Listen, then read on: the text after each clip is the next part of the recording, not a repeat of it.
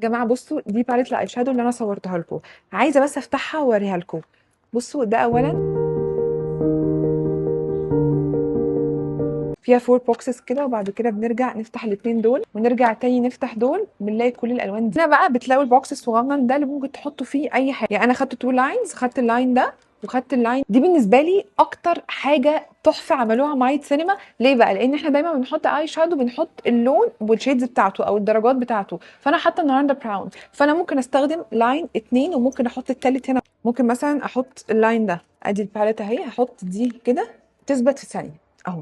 اديني عملت باليت كامله من الباليت الكبيره، وكل لاين بيتحط لوحده. فانتوا ممكن تختاروا كل الدرجات اللي انتوا عايزينها. خارجين بقى معاكم فرح، هتلبسوا بره، هتعملوا ميك اب بره، عايزين تعملوا ريتاتش، عايزين تعملوا ري ابلاي، فبتاخدوا دي معاكم. دي صغننه قوي، عايزه اوريكم حجمها.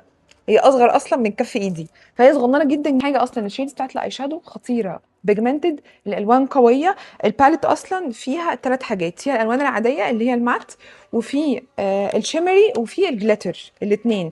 طب ايه الفرق بين الشيمري والجليتر؟ الجليتر اللي هو ده، الشيمري اللي هم دول.